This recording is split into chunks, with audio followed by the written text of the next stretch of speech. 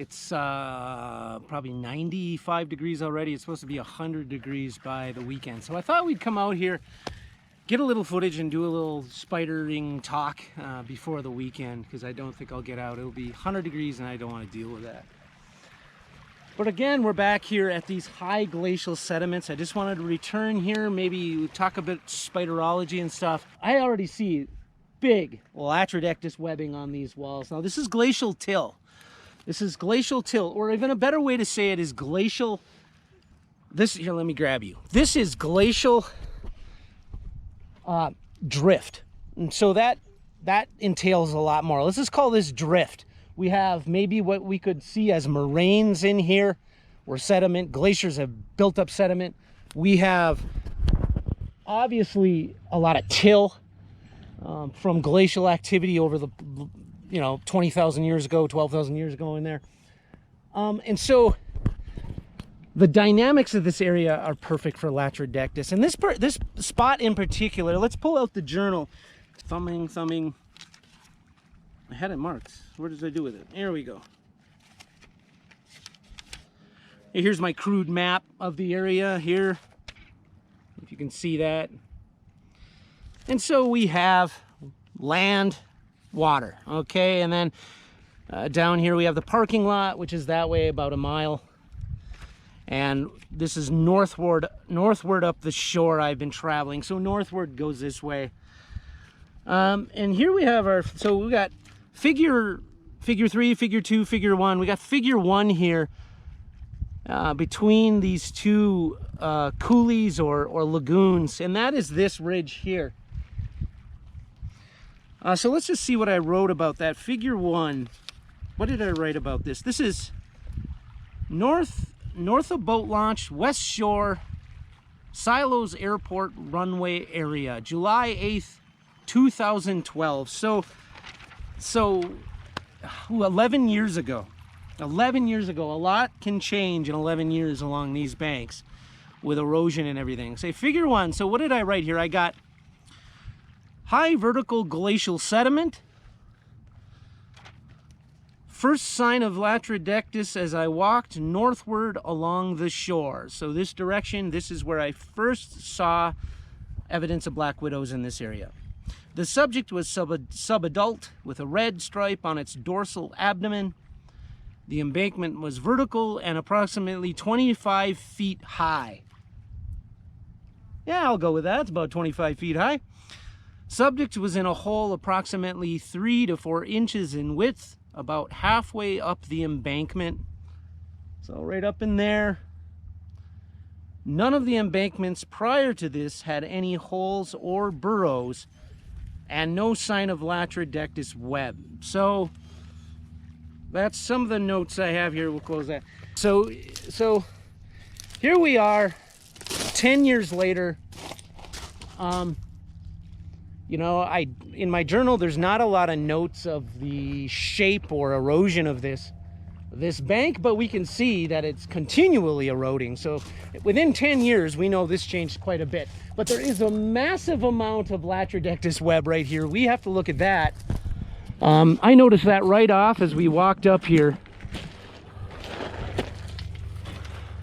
This is impressive amount of webbing here. I don't see, hopefully the camera's picking this webbing up, because this is just spectacular lattice work. I could see dragonflies within the webbing, so she's feeding on dragonflies, probably other prey. But the first thing I noticed is this amazing lattice work. This is a lot of webbing. So this is a very invested adult female. What can we derive from this? This is something that we do, is this observation interpretation thing. Observation and interpretation is everything you're going to be doing out here. Now again, we are doing this as enthusiasts. We're just enthusiasts out here. We're gathering the data, we're gathering information, we're logging it. We don't know what that information is telling us. We don't know what that data is telling us. That'll come to us maybe in time. But what do? We come out, we investigate, and we collect it. That's what we do. And this is just amazing. I don't see her anywhere. She's obviously back in the crack somewhere and has a hide. But just looking at how invested she is, we know she means business. So that glacial till, that glacial sediment, heavy, heavy gravels. Let's see if we can find another spot. Look for some more webbing here. Nice lagoon here just offshore. So as these coulees go back in, you get a big berm of wave washed sediment, kind of blocks off the lagoons. There was a family of ducks and chicks. Oh, there's mama. You probably can't see this. This is a GoPro, so everything's pushed back, so you probably can't see that well. But a beautiful little lagoon. It's on our map here. So if we look, where are we here? So this bay right here, that's what we're looking at right here. And so there's our berm that we were just looking at. And the parking lot will be way out there. Beautiful area in this geology. We'll continue on here. We'll go down where my dog is swimming there. We'll take a look at these banks here. Just look at this bank. This is impressive. I am always blown away by the geology of Montana, especially these glacial ages that came and went. Look at here, we got heavy gravels, we got some loess. So that powdery loess, which could be wind blown or glacial, you know, loess kind of finds its way. And we got gravel above it. So we got glacial till, loess, glacial till built up over the eons. Something interesting here, I don't know if you can see the web. We have lots of ballooning web. We have web strands all over the place here. I just wanted to look at this crack. So some of this crack is very substantial, and you would think, you know, heck, that would be a spot for a Latrodectus. It's not, and the reason is, look at how the crack rolls over the top. And see how that crack rolls over the top. Water can get down in there like this, and that's the problem. When the water comes down and gets into that crack like this, it swamps it. It swamps it and washes out. So the spiders, you know, they learn this and know this, so they're not going to be in here at all, not even on the side, because that'll swamp. And so though that's good structure, it's very good structure, and it almost looks like a good spot. It's not, because of that open top will get them swamped, and of course they wouldn't survive that, nor would their egg sac. Is another crack here that's doing the same thing. And so you're just not going to get Latrodectus there because it'll swamp out. Just thought that was kind of interesting. Just look at this shit. This is just incredible. Look at the lines in this stuff. So this is loess, right? Sandy, powdery loess. We got glacial till above it. We got loess. Then we got glacial till beneath it. And it's just big berm of loess sandwiched between there. Is this wind-blown loess or is this glacial loess? How do we know that? How do we know? Look at the layering of it. Look at right here. Look at this. Look at this. So we got layers going this way. Then we got layers going that way. And then layers going that way.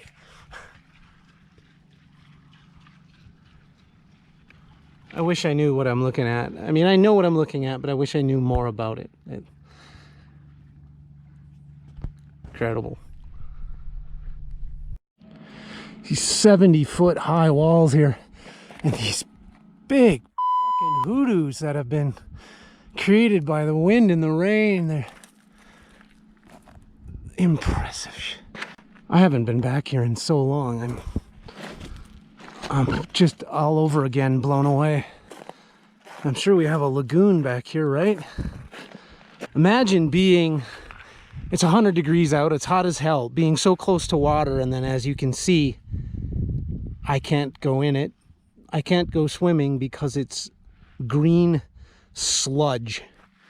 That cyanobacteria algae, blah, blah, blah. Can't even swim in it, and it's right there, and I'm sweating my ass off. What? Look at this lagoon. This is just wicked. So the waves create these, they batter the shore and create these berms that separate these bays and create lagoons. This one ain't much of a lagoon, but it is a lagoon. Look at it, it's full of wood, full of driftwood, murky depths.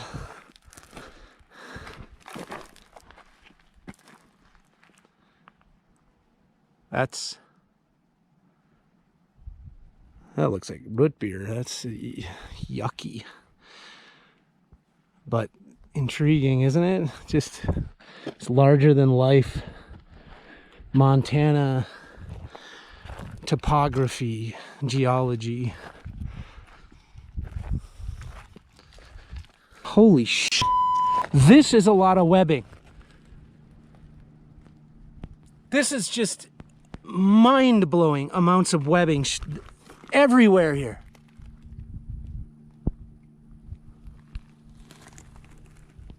All along there, anchor strands going all the way up to that side of the bank.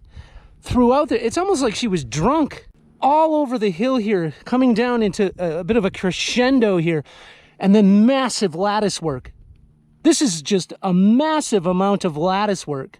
And I'll be damned if I could find where her hide is. She has anchor strands everywhere. Across here, there's anchor strands going out here. That is impressive. So obviously she's probably down under the bank, I would assume down in there. She's not going to be in the grass. She's not going to be on any of that. You know, Latrodectus hesperus ain't going to do that. So she's under something here or down in that hole. That is a lot of web. She went crazy here.